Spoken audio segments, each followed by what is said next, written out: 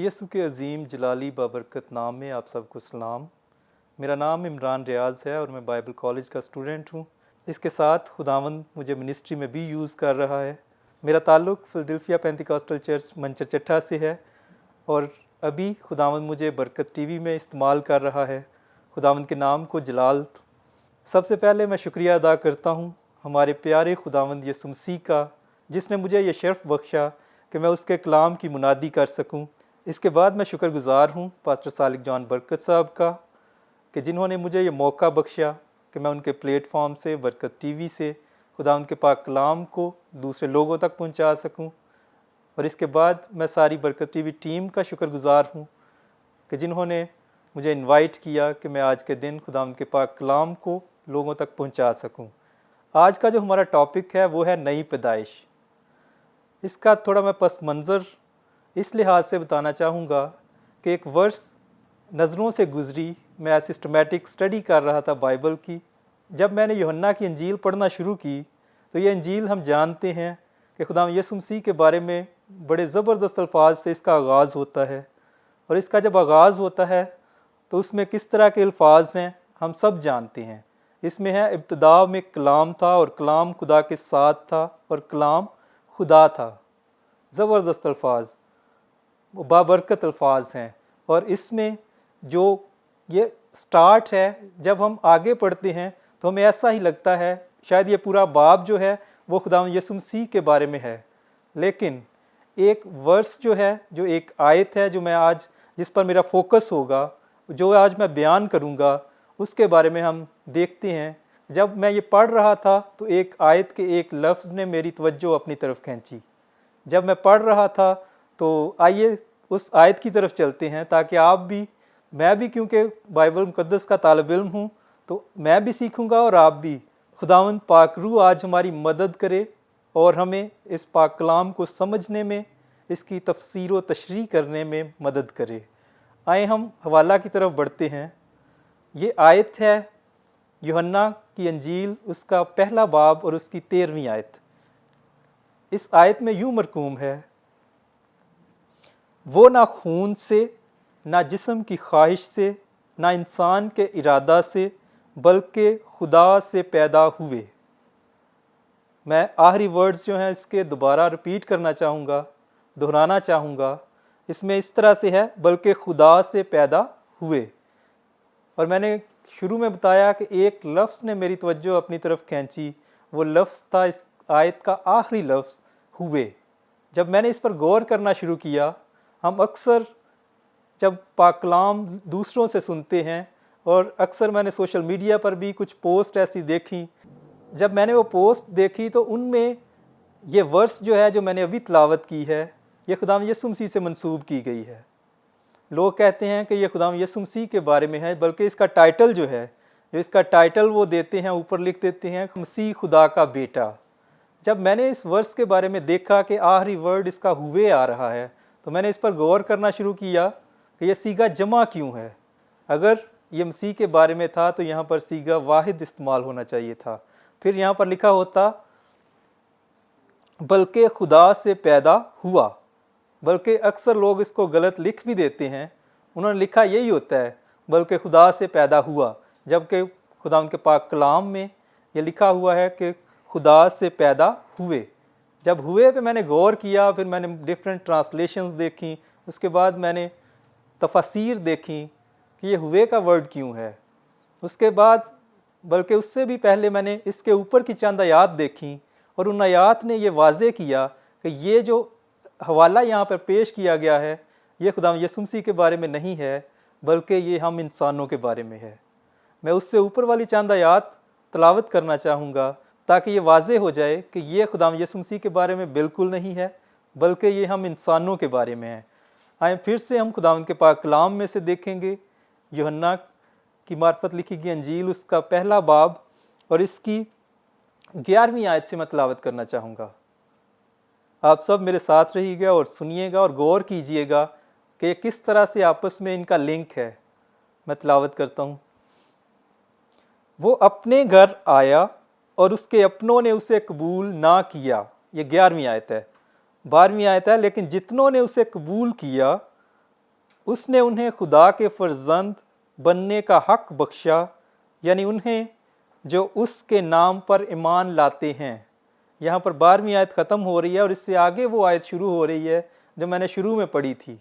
تو ہم کیا کرتے ہیں، وہی ایک آیت اٹھاتے ہیں، اس کو پیچھے سے نہیں دیکھتے کہ اس کا کانٹیکس کیا ہے، یہ کس طرح سے خداوند کے پاک کلام میں لکھا ہوا ہے، بلکہ ہم ایک آیت کی تفسیر کرنا شروع کر دیتے ہیں یا اس کو کوٹ کر دیتے ہیں۔ تو بڑی ضرورت ہے کہ ہم اوپر جا کے آیات کو دیکھیں کہ کس طرح سے وہ حوالے سے ریلیٹ کر رہی ہیں۔ جب ہم ان کو آپس میں ملائیں گے پھر ہمیں پتہ چلے گا کہ یہ حوالہ جات کس طرح سے ہماری مدد کرتے ہیں۔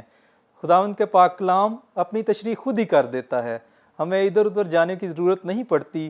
جب ہم خداوند کے پاک کلام کو بغور اس کا مطالعہ کرتے ہیں تو ہمیں پتہ چلتا ہے کہ یہ اپنی تشریح خود ہی کر رہا ہے۔ اسی طرح جس طرح میں نے پڑھا، تو جب ایک آیت ہم پڑھیں گے تو اس سے ہمیں واضح نہیں ہوتا، لیکن جب ہم اس کے ساتھ اوپر والی 2 آیات پڑھیں گے تو پھر ہمیں واضح ہوتا ہے کہ یہ انسانوں کے بارے میں ہے، نہ کہ یہ خداوند یسوع مسیح کے بارے میں ہے۔ اب ان آیات کو ہم دوبارہ سے دیکھیں گے۔ میں 11ویں آیت سے دوبارہ پڑھنے لگا ہوں۔ وہ اپنے گھر آیا اور اس کے اپنوں نے اسے قبول نہ کیا۔ وہ اپنے گھر آیا اور اس کے اپنوں نے اسے قبول نہ کیا۔ یہاں پر ہم دیکھ رہے ہیں وہ اپنے گھر آیا، کون اپنے گھر آیا؟ مطلب یسوع مسیح اپنے گھر آیا، اور اس کا گھر کیا ہے؟ یہاں پر بنی اسرائیل کی بات ہو رہی ہے کہ وہ بنی اسرائیل میں آیا لیکن اپنوں نے اسے قبول نہ کیا۔ آگے ہم جب دیکھتے ہیں 12ویں آیت تو اس میں یوں مرقوم ہے، لیکن جتنوں نے اسے قبول کیا، لیکن جتنوں نے اسے قبول کیا۔ اب یہاں پر جتنوں نے اسے قبول کیا، اس کا مطلب یہ بھی ہے کہ بنی اسرائیل میں سے جو اسے قبول کرنے والے ہیں اور آج کے ہم ایماندار جو اسے قبول کرنے والے ہیں، یہ ورس ہمارے لیے بھی ہے، یہ پاک کلام ہمارے لیے بھی ہے۔ جتنوں نے اسے قبول کیا، اس نے انہیں خدا کے فرزند بننے کا حق بخشا۔ کس نے حق بخشا؟ خداوند یسوع مسیح نے۔ سب سے پہلے ہمیں اس کو قبول کرنے کی ضرورت ہے تاکہ ہم خدا کے فرزند بنیں۔ خدا کے فرزند بننے کے لیے ہمیں مسیح کو قبول کرنا لازم ہے۔ آگے ہم پڑھتے ہیں، بلکہ اس کے آگے ہی اس کی وضاحت ہے، یعنی انہیں جو اس کے نام پر ایمان لاتے ہیں۔ جو اس کے نام پر ایمان لاتے ہیں، اب ان کے بارے میں ہے کہ وہ نہ خون سے، نہ جسم کی خواہش سے، نہ انسان کے ارادہ سے، بلکہ خدا سے پیدا ہوئے۔ تو ہوئے کا جو ورڈ میں نے شروع میں ہائی لائٹ کیا تھا کہ ایک ورڈ نے میری توجہ اپنی طرف کھینچی، تو اس کو اوپر والی 2-3 آیات پڑھنے سے ہمیں واضح ہو رہا ہے کہ یہ خداوند یسوع مسیح کے بارے میں بالکل نہیں ہے۔ اگر ہم ویسے کہیں کہ یہ خداوند یسوع مسیح کے بارے میں ہے تو بالکل، لیکن یہاں پر اگر ہم اس حوالے کو جہاں پر یہ لکھا ہوا ہے، یہاں یہ خالص طور پر انسانوں کے بارے میں ہے۔ انسانوں کے بارے میں بھی اگر میں اس کو زیادہ ڈیفائن کروں تو انسانوں کے بارے میں نہیں، بلکہ یہ ایمانداروں کے بارے میں ہے۔ اگر آپ ایماندار ہیں تو یہ لفظ آپ کے لیے ہے، اگر میں ایماندار ہوں تو یہ ورڈز میرے لیے ہیں۔ ایماندار کا لفظ جب آتا ہے تو ہمیں اپنی زندگیوں پر غور کرنے کی ضرورت ہے۔ کیا ہم ایماندار ہیں؟ کیا ہم مسیح پر ایمان لائے ہوئے ہیں؟ کیا ہم نے مسیح کو اپنا نجات دہندہ قبول کیا ہوا ہے، یا ہم صرف نامی مسیحی ہیں؟ بہت سے مذاہب ہیں جس مذہب میں پیدا ہونے سے آپ اس مذہب کا حصہ بن جاتے ہیں، لیکن جو کرسچینٹی ہے، جو مسیحت ہے، اس میں آپ کو مسیح کو اپنا نجات دہندہ قبول کرنے کی ضرورت ہے۔ اگر آپ مسیح کو اپنا نجات دہندہ قبول کرتے ہیں، اپنے دل و جان سے اس کے لیے فکر کرتے ہیں کہ مجھے اس کی ضرورت ہے، مسیح کو بھی ہماری ضرورت ہے لیکن ہمیں بھی اس کی ضرورت ہے، تو پھر ہم اس کے بیٹے بنتے ہیں، خدا کے بیٹے بنتے ہیں اس پر ایمان لانے کے وسیلہ سے۔ اب میں ایمان کی طرف تھوڑا بڑھنا چاہوں گا کہ ایمان کیا ہے۔ ایمان کو اگر اردو میں ہم دیکھیں تو اس کے متبادل آپ کو لفظ جو ملیں گے وہ ہے عقیدہ، اعتقاد، بھروسہ۔ تو اگر آپ نے مسیح کی طرف جانا ہے تو آپ کو اس پر بھروسہ کرنا ہے، اس پر اعتقاد کرنا ہے، اس کو اپنا شخصی نجات دہندہ ماننا ہے، تاکہ وہ آپ کی زندگی میں آئے، تاکہ وہ آپ کو خدا کا فرزند بنائے، تاکہ آپ جو یہ پیدائش ہے جس کا تعلق نہ خون سے ہے، نہ جسم کی خواہش سے ہے، نہ انسان کے ارادہ سے ہے، بلکہ خدا سے پیدا ہونا۔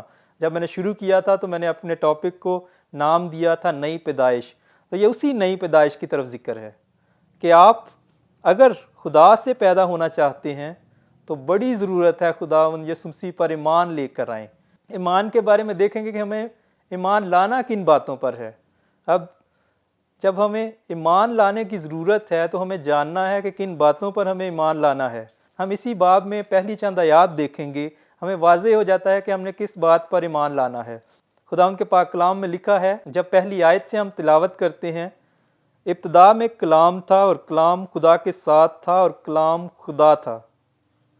اس ورس میں چھوٹی سی ورس ہے، 3 فقرے ہیں اس کے، لیکن اس میں بہت بڑا بید چھپا ہوا ہے، اور وہ بید صرف اور صرف ایمانداروں کے پاس ہے۔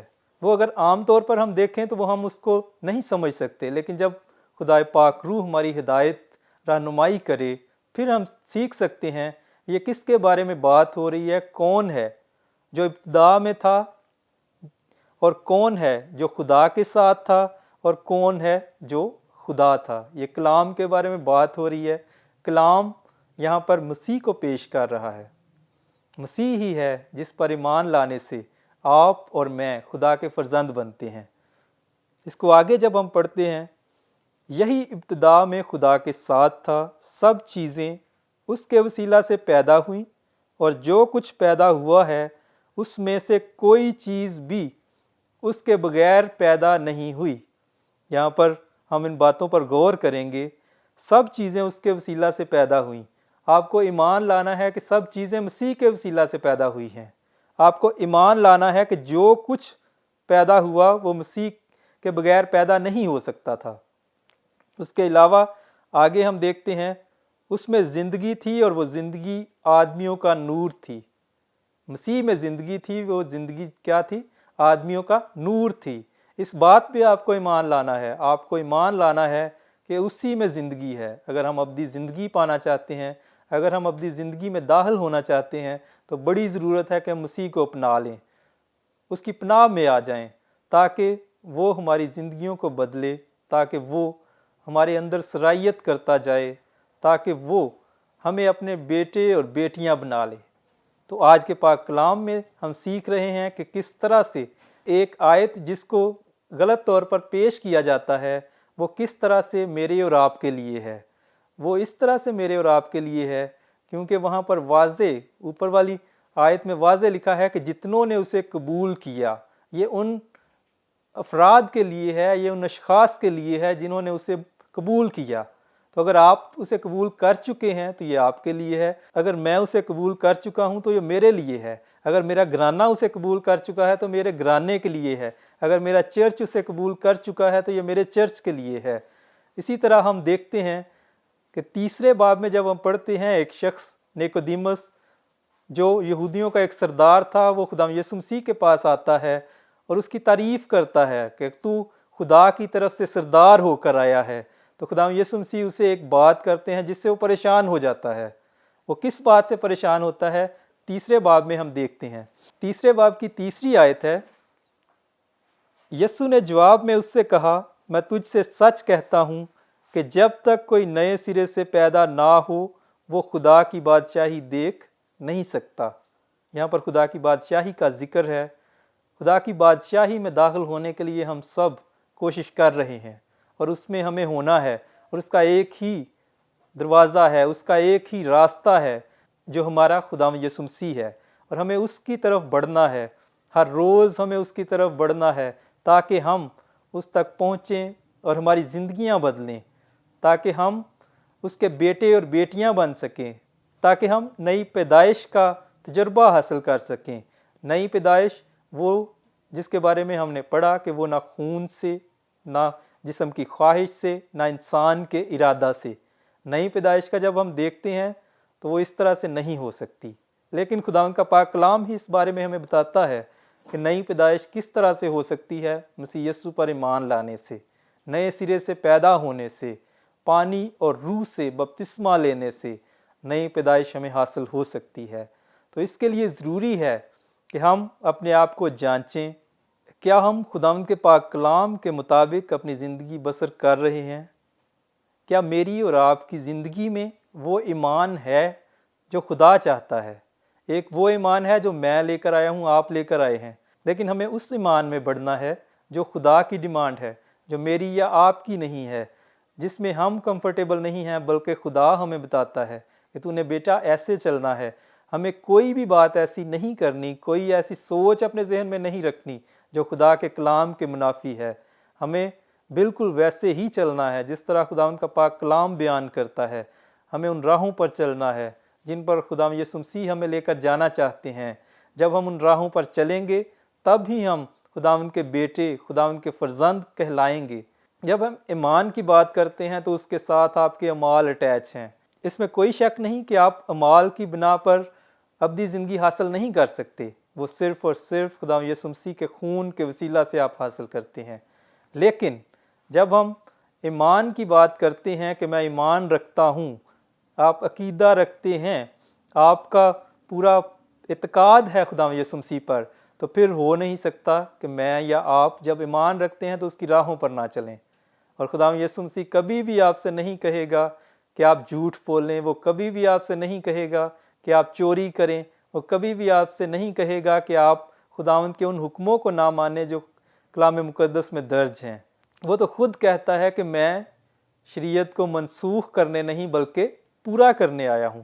جب وہ خود پورا کرنے آیا ہے، وہ کبھی بھی نہیں کہے گا کہ آپ شریعت کے حکموں کو رد کریں اپنی ضرورتوں کے لیے، وہ کبھی بھی نہیں کہے گا کہ آپ اپنے فائدہ کے لیے شریعت کو نہ مانیں، بلکہ ہمیں شریعت پر چلنے کی ضرورت ہے۔ وہ شریعت جو خداوند یسوع مسیح کی ہی دی ہوئی ہے، ہمیں اس پر چلنے کی ضرورت ہے اور ہمیں دیکھنے کی ضرورت ہے۔ اب ہم دوبارہ سے ریویو کریں گے کہ ہم نے آج کے پاک کلام سے کیا کچھ سیکھا۔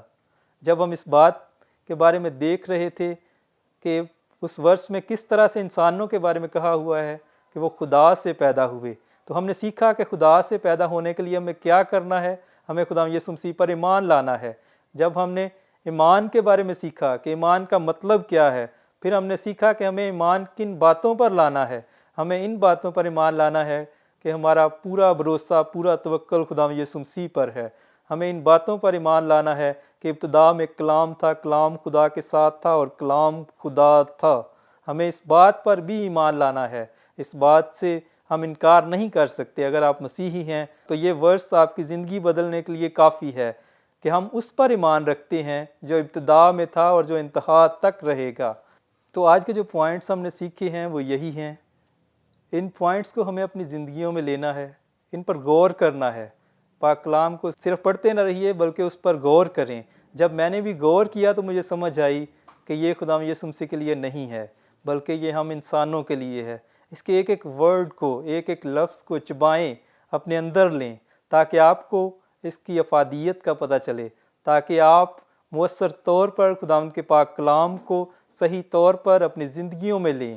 اور آج کے پاک کلام کے مطابق آپ نے اور میں نے اپنی زندگی کو دیکھنا ہے۔ کیا میری زندگی میں مسیح ہے؟ کیا میری زندگی میں وہ ایمان ہے جو خدا چاہتا ہے؟ کیا میں ان باتوں پر ایمان لاتا ہوں جو خدا چاہتا ہے؟ کیا میں وہ کام کر رہا ہوں جو خدا چاہتا ہے؟ اگر آپ نہیں کر رہے، اگر میں نہیں کر رہا، تو ہمارے لیے سوچنے کا مقام ہے، ہمارے لیے سوچنے کی بات ہے کہ ہم ان باتوں پر غور کرنا شروع کریں۔ ہم آج سے ہی ان باتوں پر غور کرنا شروع کریں کہ ہم اپنی زندگیوں میں مسیح کو لیں گے۔ جب آپ مسیح کو اپنی زندگیوں میں لے لیں گے تو آپ کی ساری مشکلات حل ہو جائیں گی۔ میں اپنی اس بات کو تھوڑا آگے بڑھانا چاہوں گا کہ مشکلات سے مراد یہ نہیں کہ آپ کی زمینی مشکلات حل ہونا شروع ہو جائیں گی، بلکہ ہمیں صدرک، میثق اور عبدنجو کی طرح یہ کہنا ہے کہ ہمارا خدا بچانے کی قدرت رکھتا ہے، لیکن اگر وہ نہ بھی بچائے تو بھی بادشاہ ہم تیری مورت کو سجدہ نہیں کریں گے۔ ہمیں اسے آزمانا نہیں ہے، ہمیں اسے اپنے لیے آزمانا نہیں ہے، بلکہ اس پر اپنا بھروسہ، اعتقاد پورے طور پر کرنا ہے کہ حالات جیسے بھی ہوں اس کی مرضی کے خلاف کچھ بھی نہیں ہو سکتا۔ سو ہمیں سوچنے کی ضرورت ہے کہ ہم نئی پیدائش کا تجربہ رکھتے ہیں یا نہیں۔ اگر نہیں رکھتے تو بہت ضروری ہے کہ جس طرح سے دنیا میں تبدیلیاں آ رہی ہیں، جس طرح سے ہر روز ہمیں حالات مشکل سے مشکل تر ہوتے ہوئے نظر آتے ہیں، تو ہمیں ضرورت ہے کہ ہم مسیح کی طرف بڑھیں۔ صرف وہی نجات دہندہ ہے، اس کے علاوہ کوئی نہیں ہے، صرف وہی نجات دہندہ ہے۔ تو میں آپ سے التماس کرتا ہوں کہ آج کے پاک کلام پر غور کیجئے گا اور اپنی جو آپ کی بائبل سٹڈی ہے اس پر بھی غور کریں. صرف اس کو پڑھتے نہ چلے جائیں بلکہ اس پر غور کریں کہ خداوند کا پاک کلام میرے لیے کیا کہتا ہے، آج جو میں نے پڑھا ہے اس میں میرے لیے کیا میسیج ہے. جب آپ اس کو پڑھنا شروع کریں گے تو خدا آپ پر بید کھولنا شروع کر دے گا. خدا آپ کو وہ باتیں سکھانا شروع کر دے گا جو آج تک آپ نہیں سمجھے. میں نے بھی خداوند کے پاک کلام پر غور و خوض کرنے کے ذریعہ سے بہت کچھ سیکھا ہے، اور جب ہم وہ باتیں سیکھنا شروع کر دیتے ہیں تو اس کے ساتھ ہمیں اپنے آپ کو حلیم بنانے کی ضرورت ہے. ہم میں روحانی غرور نہ آ جائے.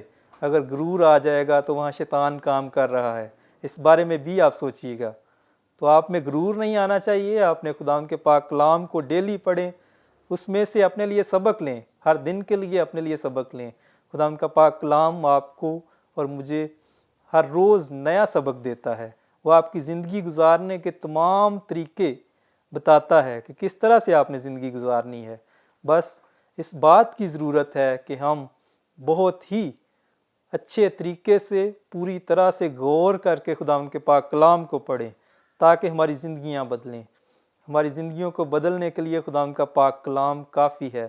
روح کی ہدایت مانگیں کہ وہ آپ کو گہرے بید دے تاکہ آپ دوسروں کے ساتھ شیئر کریں اور ہم سب مل کر برکت پائیں. ابھی میں دعا کرنا چاہوں گا. قدوس قدوس قدوس مہربان باپ، تیرے شکر گزار ہیں آج کے دن کے لیے، اور اے خداوند اس موقع کے لیے کہ تو نے مجھے دیا. خداوند میں شکر گزار ہوں تیرا کہ تو نے برکت ٹی وی چینل کو اپنے کلام کو لوگوں تک پہنچانے کے لیے استعمال کیا ہے اور کر رہا ہے. اسی طرح سے اے خداوند پاسٹر صالح جان برکت صاحب کے لیے دعا کرتے ہیں کہ خداوند تو ان کی خدمت کی حدوں کو اور زیادہ بڑھا، اور زیادہ اے خداوند ان کو برکت دے، ان کی فیملی کے ساتھ ہو. اسی طرح ہم جو کلام سنانے والے اور جو سننے والے ہیں ہمارے خاندانوں کے ساتھ ہو. ہر طرح سے اے خداوند ہم اپنے آپ کو تیری حفاظت میں دے دیتے ہیں. تیرے پاک کلام کو ہم جب سیکھنا شروع کریں تو تیرا پاک روح ہماری ہدایت کرے، ہماری رہنمائی کرے، کیونکہ انسانی عقل، انسانی سوچ سے ہم نہیں سیکھ سکتے. لیکن جب پاک روح ہماری ہدایت کرے گا، جب پاک روح ہماری مدد کرے گا تو ہم لائق طور پر سمجھ سکیں گے. آج کے پاک کلام کے وسیلہ سے بہت سی زندگیاں بدلیں، بہت سی زندگیاں نئی پیدائش کا تجربہ حاصل کرنے کے لیے اپنے اندر تجسس پیدا کریں تاکہ اے خداوند وہ تجھ تک پہنچیں. انہیں پتہ چل جائے کہ ایک ہی راستہ ہے، ایک ہی خدا ہے، ایک ہی خداوند ہے، اور اے خداوند صرف تو ہی ہے جس کے وسیلہ سے ہم نجات پا سکتے ہیں. آج کے پاک کلام کے وسیلہ سے اے خداوند ہماری زندگیوں میں کام ہو، ہمارے خاندانوں کی زندگیوں میں کام ہو، اور اے خداوند ہم اسی طرح سے تجھے سرو کرتے چلے جائیں، تیری خدمت میں آگے سے آگے بڑھتے چلے جائیں، اور کبھی بھی کسی بھی خدمت سے ہم پیچھے نہ ہٹیں. یہ سب کچھ ہم خدا یسوع مسیح کے نام سے مانگتے اور بڑے ایمان سے پا لیتے ہیں. آمین.